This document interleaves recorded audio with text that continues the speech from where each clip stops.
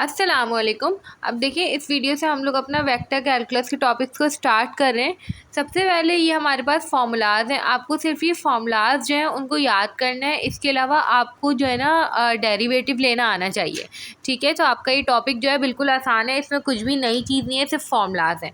देखें, अब सबसे पहली चीज़ जो होती है वो आपके पास डेल ऑपरेटर होता है। इसका जो साइन होता है वो उल्टा ट्राइंगल जैसा साइन होता है।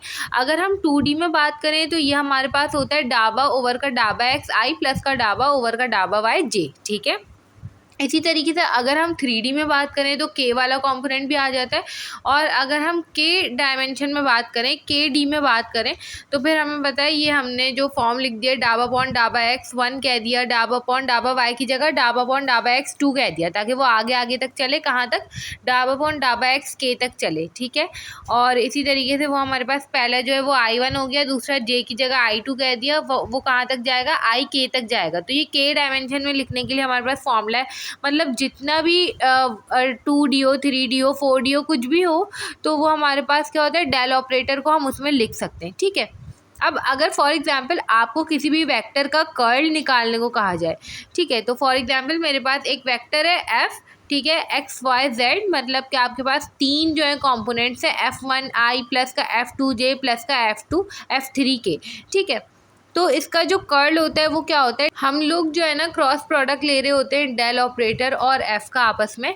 अब किस तरीके से होता है, अब देखें डेल ऑपरेटर में भी और एफ में भी, दोनों में आई जे के कॉम्पोनेंट्स हैं। तो सिंपल ये हमारी जो पहली रॉ होती है वो आई जे के की होती है। उसके बाद दूसरी रॉ में आप जो है ना डेल ऑपरेटर का डाबा अपॉन डाबा एक्स, डाबा अपॉन डाबा वाई, डाबा अपॉन डाबा जेड, के जे और आई के बगैर लिखते हैं। इसी तरीके से जो एफ होता है आपका, उसमें आप F1 F2 F3 लिखते हैं आई जे और के बगैर। इस तरीके से आप इसका क्रॉस प्रोडक्ट लेते हैं तो आपके पास कर्ल होता है। अब देखिए तीसरी चीज़ आपके पास क्या होती है, डायरेक्शनल डेरिवेटिव होती है। डायरेक्शनल डेरिवेटिव क्या होता है, आपका ग्रेडियंट होता है एफ का, ठीक है, इन the direction of a unit vector. Unit vector की डायरेक्शन में अगर आप एफ का ग्रेडियंट निकालें तो वो डायरेक्शनल डेरिवेटिव होता है। अब अभी तक हमने ग्रेडियंट नहीं देखा, ग्रेडियंट की ये जो डेफिनेशन है वो आगे आएगी। ग्रेडियंट आपके पास क्या होता है कि भाई ये जो डेल ऑपरेटर इंटू एफ देख रहे हैं ना, ये आपके पास ग्रेडियंट है। अगर आप जो है ना एफ के ऊपर डेल ऑपरेटर अप्लाई करें तो वो आपके पास क्या हो जाता है भाई, वो आपके पास ग्रेडियंट होता है, उसका आंसर स्केलर आता है। अभी इसको और ज़्यादा डिटेल में देखेंगे जब इसकी डेफिनेशन आएगी तो, मगर जब उसका यूनिट वेक्टर लेते हैं तो वो आपके पास डायरेक्शनल डेरिवेटिव कहलाता है।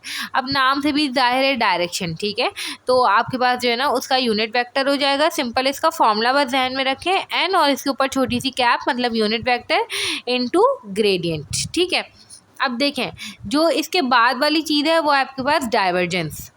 डाइवर्जेंस आपके पास क्या होती है कि भाई फॉर एग्जांपल आपके पास कोई भी वेक्टर है, ठीक है, F1i प्लस का F2j, और अगर आप उसका डॉट प्रोडक्ट लें डेल ऑपरेटर के साथ तो वो आपके पास डाइवर्जेंस होती है। कर्ल और डाइवर्जेंस एक दूसरे का अपोजिट आप समझ लें, इसको इस तरीके से याद कर लें कि कर्ल जो है वो आपके पास क्रॉस प्रोडक्ट होता था डेल ऑपरेटर और किसी भी वेक्टर का, ठीक है, और जो डाइवर्जेंस होती है वो आपके पास डॉट प्रोडक्ट होता है डेल ऑपरेटर और वेक्टर का।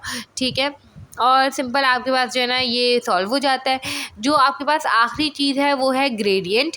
ठीक है, अब देखिए ग्रेडियंट क्या होता है। देखिए ग्रेडियंट का मतलब आपके पास ये होता है कि आपके पास फॉर एग्जांपल कोई भी एक फाई जो है, कोई भी फंक्शन है, स्केलर फंक्शन है, ठीक है, आपके पास जो डाइवर्जेंस होती है उसमें हम वेक्टर की बात कर रहे थे। ठीक है, एक बात याद रखिएगा, देखने में एक जैसे लग सकता है डाइवर्जेंस और ग्रेडियंट, मगर ये एक जैसा है नहीं। डाइवर्जेंस जो है वो आप एक वेक्टर के ऊपर अप्लाई करते हैं, जबकि ग्रेडियंट जो है वो आपके पास एक स्केलर के ऊपर अप्लाई होता है। आपके पास फाई एक स्केलर फंक्शन है जो जिसका आपको ग्रेडियंट लेना है, तो कैसे लेंगे, डेल ऑपरेटर अप्लाई कर देंगे उस स्केलर फंक्शन के ऊपर। सही है, तो आप क्या करेंगे, एक दफ़ा उसका डेरिवेटिव लेंगे एक्स के रिस्पेक्ट से, एक दफ़ा लेंगे भाई वाई के रिस्पेक्ट से, और आई और जे क्वांटिटी आएगी, तो आपके पास वो जो स्केलर क्वांटिटी है वो वेक्टर क्वांटिटी बन जाएगी। तो ये आपके पास ग्रेडियंट होता है। जबकि दिखने में ये डॉट प्रोडक्ट लग सकता है, क्यों, क्योंकि फाई इंटू डेल ऑपरेटर लिखा हुआ है, ये बिना किसी क्रॉस के बीच में, बिना, तो लग सकता है कि भाई ये क्रॉस प्रोडक्ट है, सॉरी डॉट प्रोडक्ट है। तो पेपर में इसमें ग्रेडियंट और डाइवर्जेंस में कंफ्यूज नहीं होना हमने। अब देखें ये जो चीज़ लिखी हुई है ना हमारे पास, ए रोटेशनल वेक्टर फील्ड और सोलिनॉइडल वेक्टर फील्ड, ये आपको सवाल की कंडीशंस के लिए याद रखना है। अगर फॉर एग्जांपल आपको पेपर में कहा जाए कि भाई आपके पास ये वेक्टर है, ये चीज़ है, आप इसको जो है ना प्रूव करेंगे ये इरोटेशनल, या फिर आपको कहें कि भाई आप इसको प्रूव करेंगे ये आपके पास सोलिनॉइडल वेक्टर फील्ड है, तो सिंपल यहाँ पे आपके पास कंडीशंस मौजूद हैं। अगर आपको इरोटेशनल का कहा जाए तो आप कर्ल निकालेंगे, डेल ऑपरेटर, और जो है ना क्रॉस प्रोडक्ट लेंगे उसका उस वेक्टर के साथ, और वो 0 के बराबर आना चाहिए, तो वो इरोटेशनल वेक्टर फील्ड होगी। और अगर आप डॉट प्रोडक्ट लें डेल ऑपरेटर और उस वेक्टर के साथ, तो आपके पास अगर 0 आया तो आपके पास सोलिनॉइडल फील्ड होगी। ठीक है, मतलब कि ऊपर कर्ल 0 है, नीचे डाइवर्जेंस 0 है। तो ये कुछ चीज़ें हैं, कंडीशंस थी, इनको याद रखनी थी। अब हम इसके कुछ जो क्वेश्चंस हैं उनको देख लेते हैं, ताकि हमें चीज़ें जो हैं वो मज़ीद क्लियर हो जाए। अब देखिए हमारे पास ये क्वेश्चन मौजूद है, यहाँ पे हमें कहा गया है कि suppose r equals to x i plus का वाई जे प्लस का जेड के। अब देखिए ये जो है ना आपके पास पोजीशन वेक्टर होता है और इसकी यही वैल्यू होती है, ये याद रखें। ये आगे भी अगर आपको नहीं भी गिवन हो तो आपने यही यूज़ करनी है। ठीक है, आपको सिंपल क्या कहा गया है, find del operator phi if phi equals to l n r. अब क्योंकि बीच में डॉट क्रॉस ऐसा कोई भी चीज़ नहीं है, तो ये आपके पास सिंपल ग्रेडियंट है। ठीक है, डाइवर्जेंस नहीं है, ग्रेडियंट है। ठीक है, अब सिंपल इसको सॉल्व किस तरीके से करेंगे देखते हैं। सबसे पहले तो देखिए यहाँ पे आपको मैग्नीट्यूड निकालना पड़ेगा, क्योंकि आपको पहले फाई की वैल्यू निकालनी है। जब तक आप फाई नहीं निकालेंगे, ठीक, आप उसका ग्रेडियंट नहीं निकाल सकते, डेल ऑपरेटर उसके ऊपर अप्लाई नहीं कर सकते। मैग्नीट्यूड क्यों निकालना है, फाई की वैल्यू है एल एन मैग्नीट्यूड आर। ठीक है, वो जो दो डंडियाँ हैं उनका मतलब है मैग्नीट्यूड। तो मैग्नीट्यूड का जो फॉर्मूला होता है वो मैंने यहाँ पे अप्लाई कर दिया। अंडर रूट के अंदर हम लोग आई के साथ जो होता है उसका स्क्वायर, वाई के साथ स्क्वायर, जो जे के साथ है उसका स्क्वायर, के साथ है उसका स्क्वायर, तो ये हमारे पास आ गया। सिंपल अब हम एल एन अप्लाई करेंगे, हमने एल एन अप्लाई किया तो वो जो स्क्वायर रूट का हाफ था वो पीछे आ गया एल एन के। ठीक है, तो ये आपके पास फाई की वैल्यू आ गई।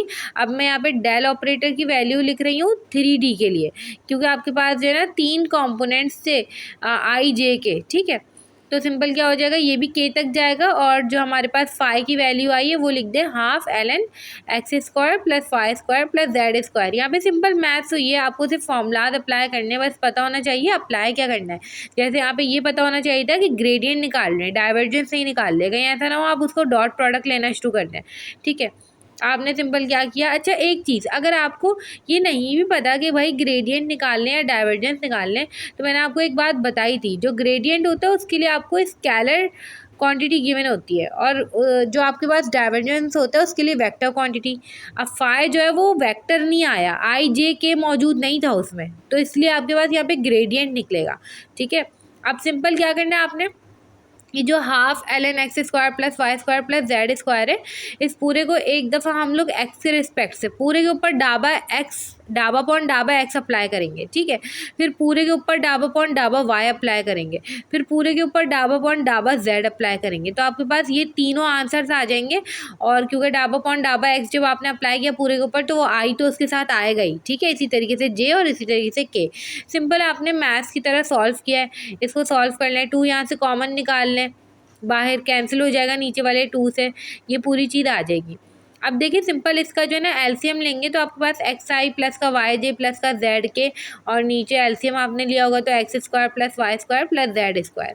आपको इसको सॉल्व करने को ऐसा भी हो सकता है कि सॉल्व करने को कहा ना जाए, आपको कुछ प्रूफ करना हो, तो प्रूफ के लिए आपको इस तरीके से एक्सप्रेशन गिवन हो सकते हैं कि ऊपर ये आर वेक्टर था सवाल में ही, एक्स आई प्लस का वाई जे जो कि वापस आ गया, और नीचे आपने आर के मैग्नीट्यूड का स्क्वायर किया, जो अंडर रूट और जो आपके पास आया था ना under root x square plus y square plus z square, जब आप उसका स्क्वायर करेंगे तो आपके पास सिर्फ x square plus y square plus z square बच जाएगा।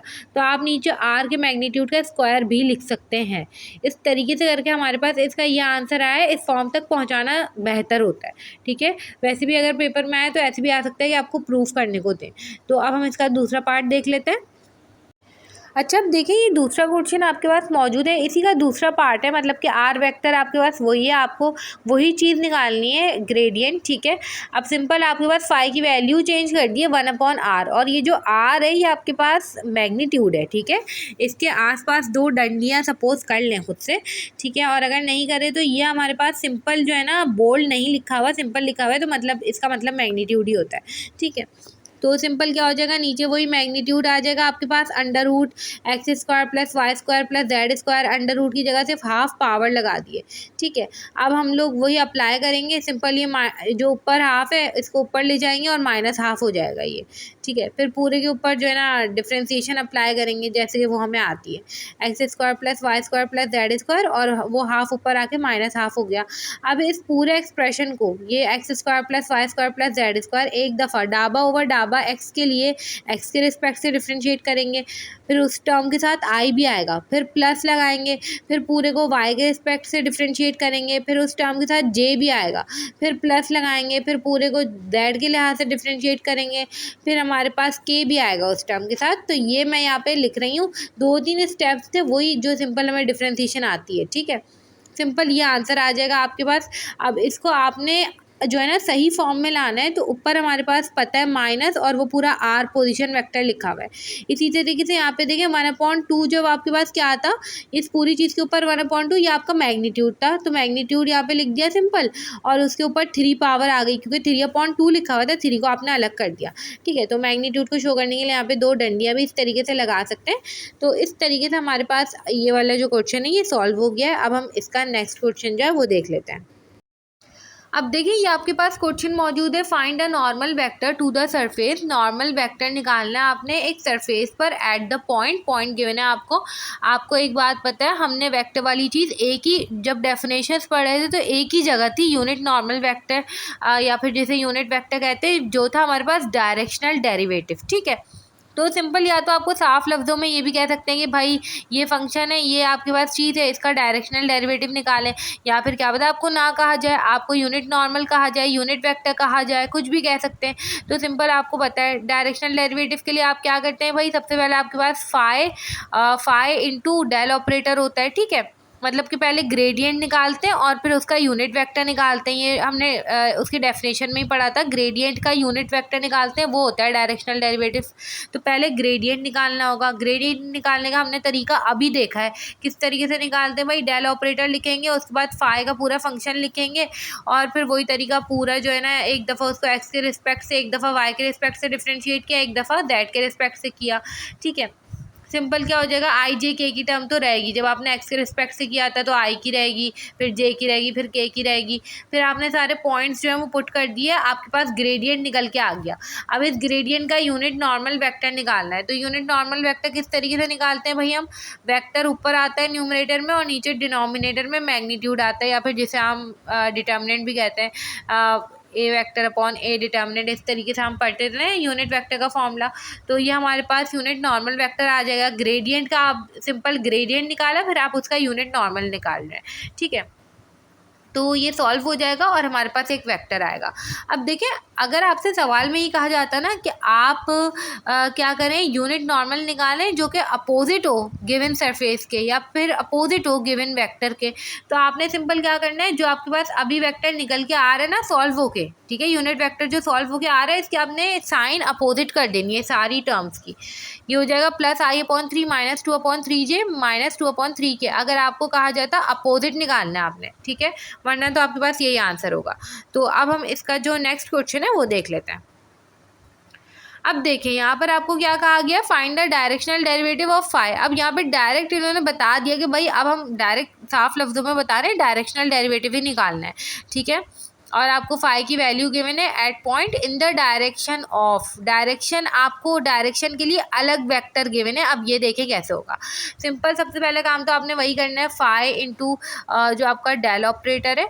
ठीक है, सबसे पहले हमने क्या किया कि भाई फाई की जो वैल्यू है उसको लिख दिया, डेल ऑपरेटर लिख दिया। ठीक है, 3D वाला सिंपल हमने क्या किया, पूरी टर्म को एक दफ़ा एक्स के लिहाज से किया होगा, उसके साथ आई की टर्म आएगी, फिर पूरे को वाई के लिहाज से करेंगे, उसके साथ जे की टर्म आएगी, फिर पूरे को जेड के लिहाज से करेंगे, उसके साथ के की टर्म आएगी, और हमने फिर पॉइंट पुट करे, जो हमें पॉइंट सवाल में गिवन है 1, -2 और -1, जहाँ जहाँ एक्स था वहाँ वहाँ 1, जहाँ जहाँ वाई था वहाँ वहाँ -2, और जहाँ जेड था वहाँ -1। तो हमारे पास ये एक वेक्टर निकल के आ गया।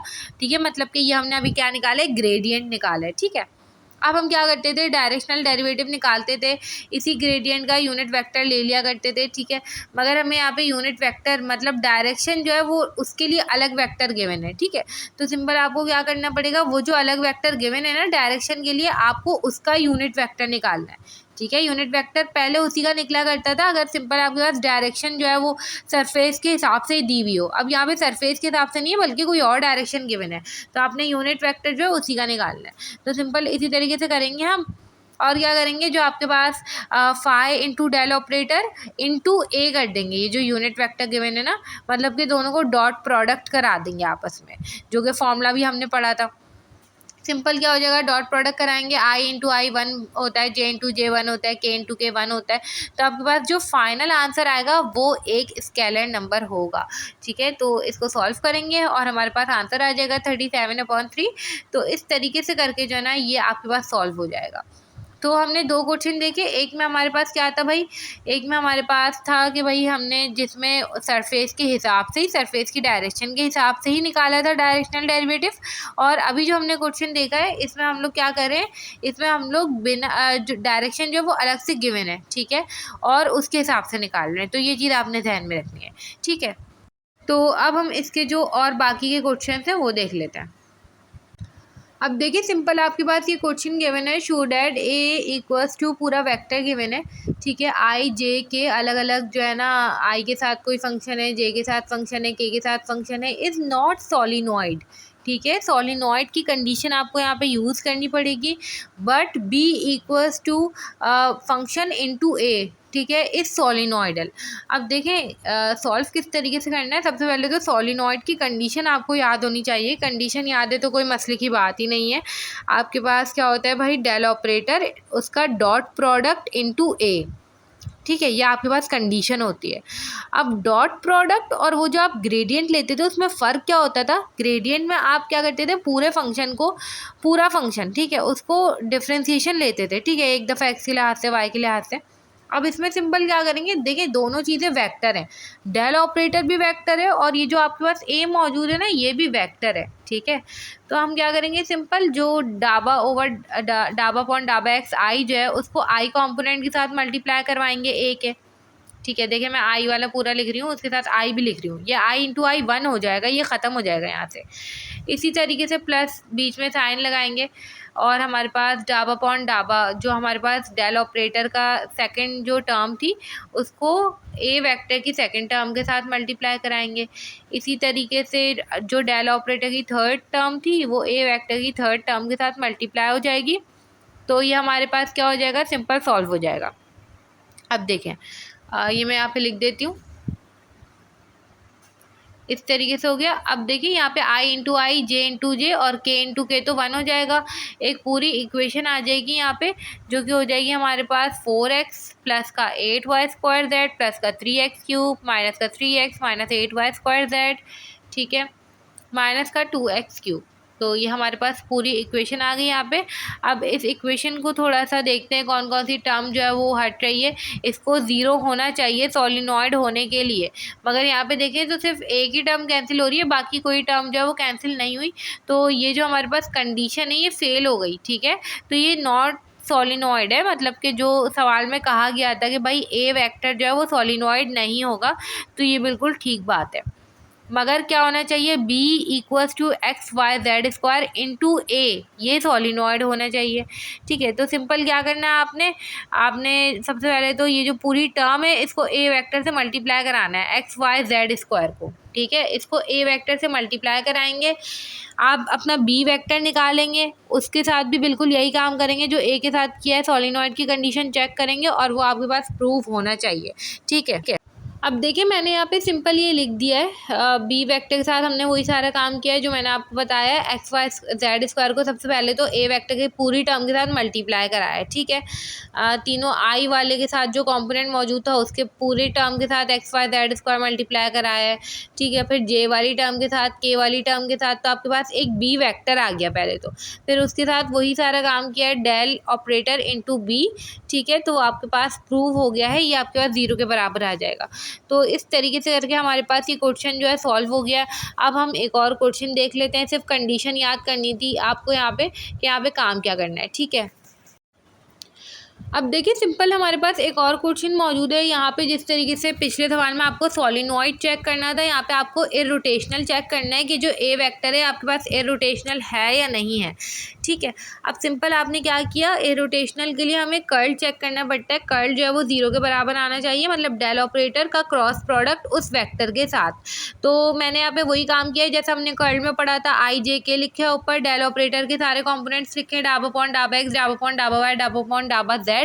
और ए वेक्टर में आई के साथ जो था वो डाबा अपॉन डाबा एक्स के नीचे है, जे के साथ जो था वो जे वाली कॉलम में है, और के के साथ जो था वो के वाले कॉलम में है। सिंपल इसको सॉल्व किया है। सॉल्व करते वक्त एक चीज़ ध्यान में रखिएगा कि डाबा अपॉन डाबा एक्स और डाबा अपॉन डाबा जेड इस तरीके से टर्म्स आएंगी, तो उसको आपने डिफ्रेंशिएट कर देना है, ठीक है।